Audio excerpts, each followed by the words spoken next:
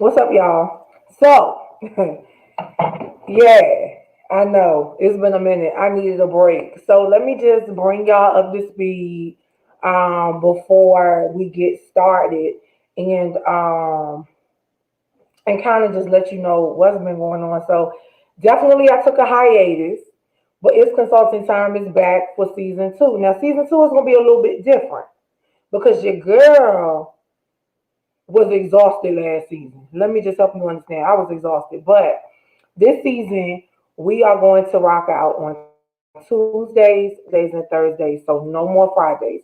Only Tuesdays, Wednesdays, and Thursdays. Now, what's going to happen is on Tuesdays and Thursdays, we're going to rock out at 7 p.m. Eastern Standard Time. On Wednesdays, we're going to rock out at 6 p.m. Eastern Standard Time. Okay, let's talk a little bit about how is consulting time season two is going to be different from season one. Well, the more you do it and evaluate, things get better. So, what you're going to be privy to is many series along with a full 6 week rotation of this consulting time. So this 6 week rotation is season two. The next 6 week rotation will be in the winterish. But throughout the year, there will be mini series. And we're bringing all things authentic back for a couple of months out of 2021. So I'm really super excited. Now, let's talk a little personal before I bring my guest on. Your girl had coronavirus, y'all. Yes. Now, my coronavirus experience was so different because the hospital in Danville, Virginia told me I had a UTI. And I begged them to test me for COVID rapidly because y'all know I got an 82-year-old mother. Did they do it? No. They told me I had a UTI. I went to my mother's house for Christmas as usual, sick as a dog. Like, UTI never made me feel like this. Long story short, my mom ended up with coronavirus. I didn't find out until I had coronavirus until I checked the portal because they never called me to tell me that my test was positive. Needless to say, my mother is still alive. I'm still alive. Coronavirus was different though.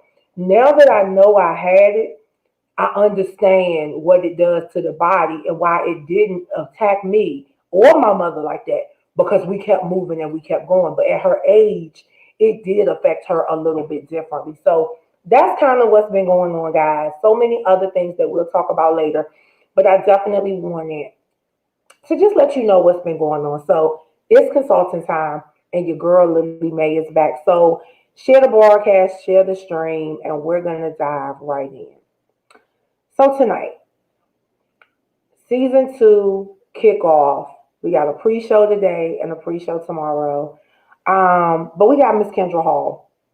Now, let me tell you a little bit about Miss Kendra because she does a couple of different things. And so, what I want to do is I'm gonna let her kind of talk to you about herself, but I do want to emphasize some things about her. She has a unique story.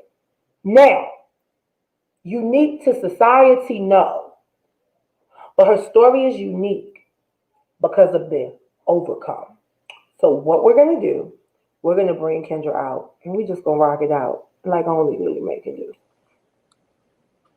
Hey, Miss Kendra. How are you? Hey. Good. Okay, Red. Come through, Red. Well, welcome. You are in a beautiful spot because you are a kickoff for Yeah. season two of this consulting time. Kendra, tell everybody who you are. Well, my name is Kendra Hall. I'm the author of a book called Dropping Jewels, Guiding Principles to Help Girls Live Their Best Life. It's available right now on Amazon. I'm also the author of a amazing 2021 planner. So guys, check that out. That's also on my site, droppingjewelswithaz.com. I'm a motivational speaker, a mentor, a a Newsbreak creator. I write for Newsbreak, so check me out on that app as well. I do a plethora of different things, but my main thing that I love to do is to spread the word of hope. So I'm happy to be here on this kickoff. Yes. Kendra, a lot of the topics that you are compelled to speak on are the topics that truly touch all of us. So, what I want to do today is a little bit different. Your public speaking points, teen pregnancy, homelessness, mental health, domestic violence, success, but the adversity that comes along with it, all of those things. But what I want to do today is, Kendra, let's take a stroll through each portion of Kendra, the author and public speaker, the teen mom and survivor, the professional. Let's take a stroll down memory lane and kind of talk about how you were able to overcome so many things. So we just go free talk. It's not going to be formal. We're just going to have a girl to girl conversation and really talk about life. So how did it all start for Kendra? Well, for me, it started very young. I had my first child at the age of 14. I was pregnant at 13. The first time I had sex, I got pregnant. And my life before then was very structured. I came from a two-parent household. Both of my parents had their master's degrees. They were very dead set on me being educated, and I had a lot of extra studies after school, and I was in a lot of extracurricular activities. I was in church all the time, Monday, Wednesday, Saturday twice, Sunday several times. Yes. And I know you know what I'm talking about right there, just because hello. And having that type of I had a very fast-paced childhood in essence, because it wasn't a sit up and watch television type of household. It was okay, what are we doing to be productive type of household. And they were so structured. I found myself wanting to escape the all of the stress of having very controlling parents that would call my mother a tiger mom, because she would give me homework after homework after homework. And it was for me it was extremely limiting in what I wanted to do.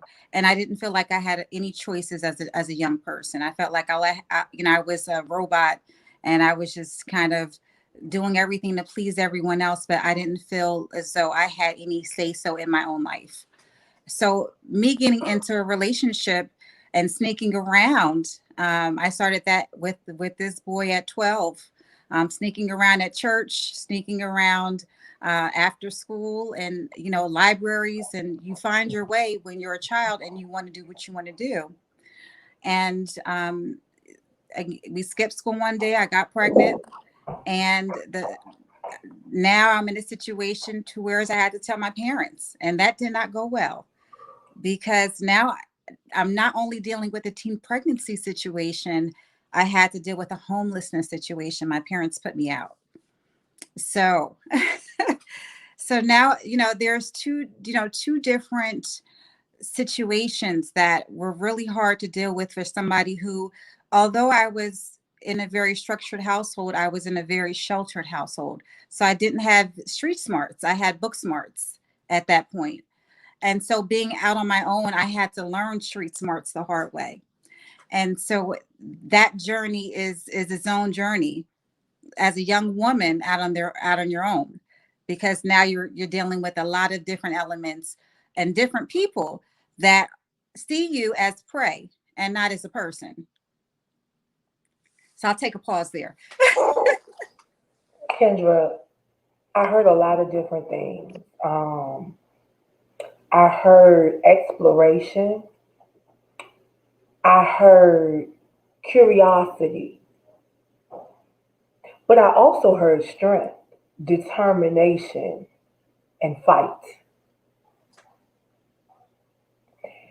Now, when you think about just how you were raised and kind of that wanting to break free, because I know it had to feel like you were bound by shackles, right? Yes.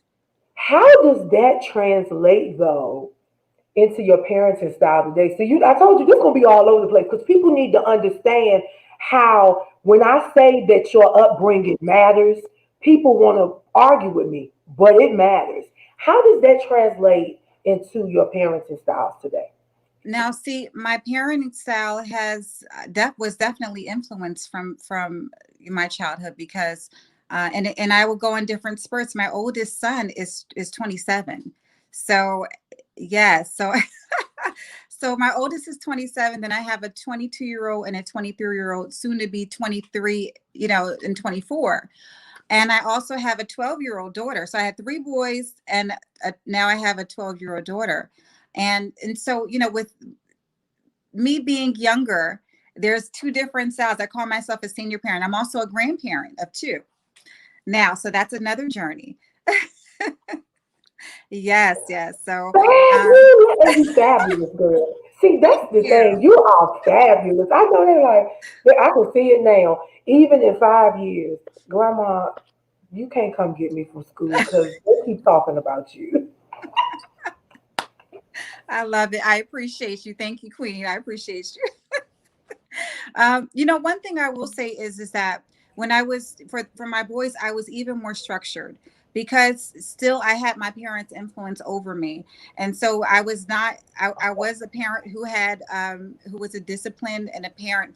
I was not a let you do whatever you wanted to do parent. And the thing of it is, you're right when you talk about that style because that's what I knew. So I was strict with my sons, and we went to church on Sundays. And even as a teenage parent, I took my boys to church, and my oldest son said to me the other day, he said, we have more church clothes than regular clothes. And I said, you know what, be thankful for that, because you know that you can rely on God. You Mm. have a fallback, and because that's what I knew. So that's what I taught. I was very, very much more I'm structured with my daughter, but I was more structured, I would say, with my boys, because I was very um I wanted to make sure I raised them the right way. Yeah. And I wanted them to realize that even though we didn't have all of the things that I had as a child, and that was a big thing that kind of weighed on me because I grew up sleeping in a Craftmatic bed. I grew up with, the baby grand piano and, all of those different elements. And I couldn't give that to my boys.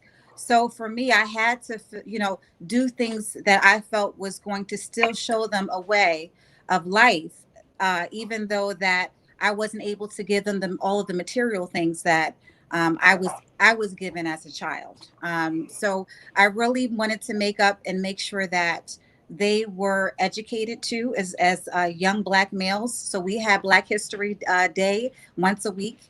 So I know that may have been. Yes. Oh yes, we went to the library because I went to the library as a child, and that's what I knew of doing. So all of those same things I did with my kids. We went to the planetarium, we caught the bus. I remember, so many times on the bus, I had one child in the stroller, one child holding on to the stroller. I had the Yes. baby on the couch, and all three of us, with my three little boys, all four of us got on the bus. Run Nobody it back. helped us, Run but it we back. did what we These did. kids of today, they don't even know what a planetarium is. Girl, that was the highlight of the elementary school trips. You go Yes, to the planetarium and you got to lean back in the chair and look at the stars.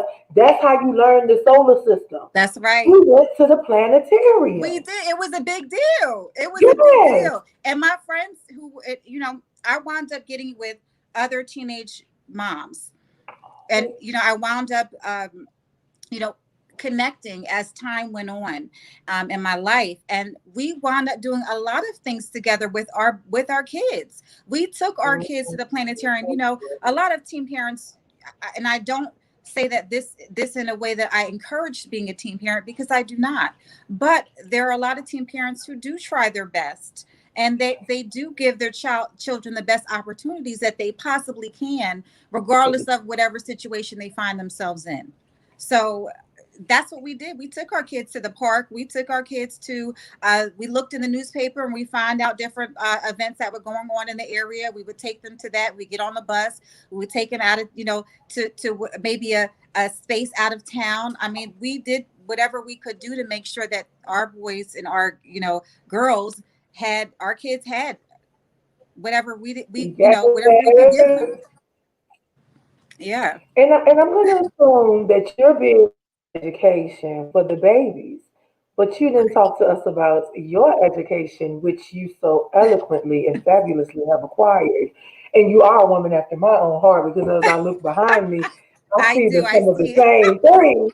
So let's talk about it. Let's talk about this education. Well, one thing about I would say about being educated, I graduated high school. I was done with school, high school at 16 because I needed to be done early, because it made sense for me. And for me, again, I was used to school research, and so it wasn't as hard for me. It was just really about me staying focused enough to get it done. Um, and so I wound up going to college at around 18. I started as an adult with my three children. Actually, no, I was 19 when I started college. Mm, Went to school, and I had no one to babysit. And I tell this story that you know I was encouraged by a supervisor at my job to sign up for college, and I just I had nobody to babysit. I had been wanting to sign up for college, but I was like, well, how am I going to do this? How am I barely have somebody to watch these kids for me to go to work, which was already its own feat to find daycare for your child. It is very, very hard, regardless of whatever age you're at, I would say, to find a good daycare provider, but especially hard for me at yeah, the time. I had no car. I was already catching several buses to get to different places, to drop the kids off and then get to work. So I was really found myself in a situation where I didn't know what to do. But the mm, supervisor encouraged me, and I said, you know what? When I get off the bus this day, I'm going to go right down to the college and I'm going to sign up for school. And I did. I didn't know how I yeah. was going to do it. As I left the college from signing up, I ran into one of my girlfriends, and she needed somebody to watch her kids while she goes into school to become a medical assistant. So we wound up, and she wound up living around the corner from me. She had just moved around the corner from me where I was at. And so let me tell you how God works. And so we wound up watching I each was other's just kids, about to say and it. it worked itself out. Just I being was hopeful. just about to say it. Yep. God works it out. And Girl, I was like, wow, just sometimes you just got to leap out on faith. And sometimes we're too scared to do that because we think of all the things that are holding us back. But I've learned to just trust it. Keep moving forward.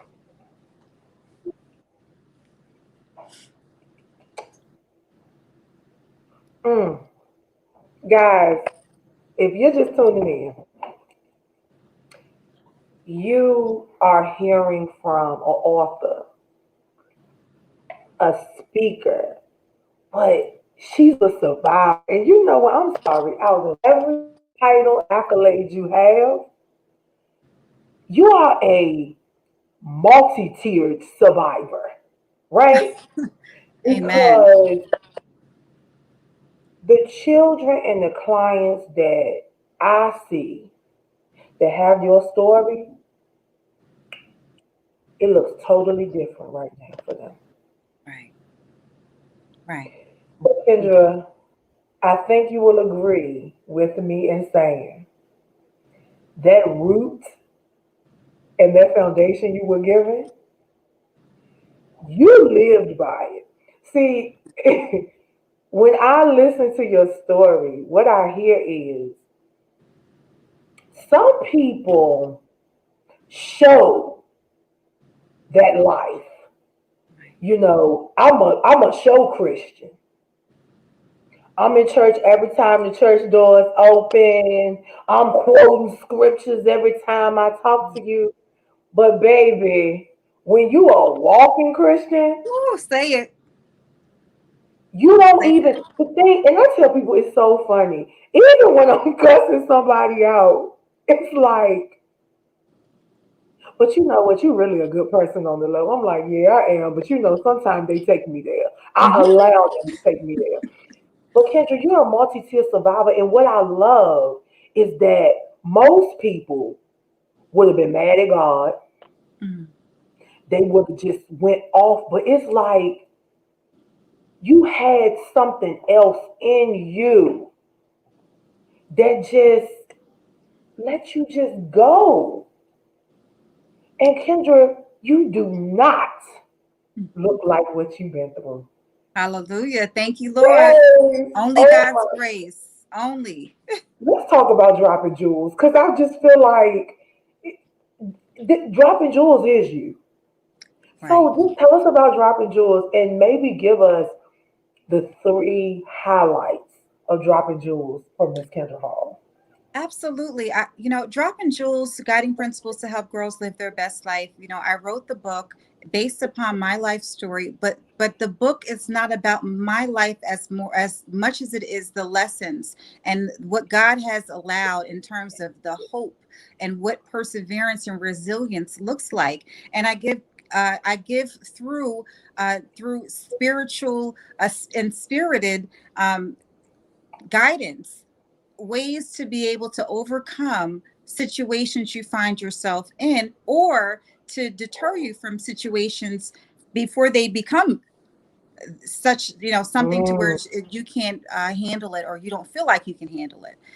So one of the things that I would say is, I speak about is finding your open door. That's a huge that's a chapter in the book about opening, having that open door when you find yourself stuck, feeling like you're stuck, and you're looking out of a window, a fixed window, and you can see out but you can't get out. So you need to find in essence, your open window, your open door. Find that space to where you can climb your way out, and it has to start with you mentally. I found myself in a situation at 16 to where I was in a domestic violence situation, a relationship that was not very good for my mental, physical, spirit, anything. It was a toxic relationship that I had going on for a lot of my childhood. And I was in a position where I was thrown through a double glass window. And I moved right before the second part of the glass came down and almost sliced my head, it would have sliced my neck. And I realized at that point that I had to leave this relationship, but I didn't mhm, have any place to go. I didn't have any money saved. I didn't have any resources in my mind that I didn't, that I could think of. And I had to mhm. find my open window. And that took the start of that was the mental preparation for that first, because sometimes you just you got to think it, but you got to also act. And so how do Ooh, you think fast on your feet? You need to have those foundational principles to do so. So I speak about that in the book. I think that is a huge thing that we all struggle with, is finding ourselves stuck in certain situations at different times in life. And how do we start to build the foundational the mentality to be able to think outside of the box, and in turn rescue yourself from these situations? mm. So Kendra, you know what? I love this though. I love when my guests come on and we actually are able to minister to one another. I absolutely love it. So Kendra, let's have some fun. We're gonna have some fun, and then I want you to tell everybody where they can find you on social media. But if you were reincarnated, right? So you Mm. died and you're coming back. What car would you be, and why? Oh wow. And I don't know much about cars, so Oh, okay. It's all good. Mhm. Let's see. I'm I would trying to think what say, else. I would say if I were to come back, then I would pick. Um, I would. I mean, I, you know what? I can't even say it. I'm like, what car would I pick? I don't know. I don't. Which is which? And I'm trying to think. What do you think? But Hmm. now, Toyotas and Hondas last forever. This is They true. take a million licks and keep on ticking. And you That know is what's so true. interesting, Kendra? Everybody, when I ask that question, most people think of lavish cars. But for me, I legit think about longevity. Because I want to have endurance. I want to have sustainability. So Right, right. Absolutely. It would definitely be, I agree. It would definitely be something to where is I'm not sticking out too much. I'm not overly flashy. So I don't see me, sticking out too much. And I don't see me wanting to have that type of upkeep either for a You vehicle. fly, So but not flashy. mm, Kendra, let the people know where they can find you on social media. And what I'm going to do, I want to put back up so that they can find your book. But please let everybody know where they can find you on social media. absolutely. You can find me at JUSTUSJEWELZ on Instagram as well as Facebook. I'm also on Twitter and LinkedIn. LinkedIn is actually under Guys, Kendra Hall. So make sure you check me out okay, there. okay, gotcha. And what I'm going to do, I'm going to put it up so that everyone can see it. Guys, you have to understand, Miss Kendra, her story is so unique and special. Kendra, thank you for being here. Thank you for just really being transparent in who you are. You know, so many people tell their story, but you don't feel the authenticity. But your story, yes. So, guys, if you have not gotten dropping jewels, I'm about to head over to Amazon. Y'all know I love Amazon Prime. I'm about to head over to Amazon and definitely, definitely. Thank you again, Kendra. It Thank has you. been spectacular. Thank you so much for having me, Queen. I appreciate you. Absolutely. And we salute you for yourself, your babies, and all of your endeavors. Thank you. Blessings to you. Yes. Good night, darling. Good night. What a wonderful kickoff to season 2 of It's Consulting Time. So, guys, once again, remember Mondays and Fridays, nothing. Tuesday, Wednesday, Thursday, we will definitely rock out all the way out with our guests on This Consulting Time. Make sure you go over to the Instagram page. You see it strolling. You know, scrolling. Make sure that you follow Sanaj Consulting Express on IG. It's Consulting Time on IG. ID 104 Radio on IG, and Sky4 underscore records on IG. And remember that Sky IV underscore records on IG. So many great things are coming, guys. So many great things are coming.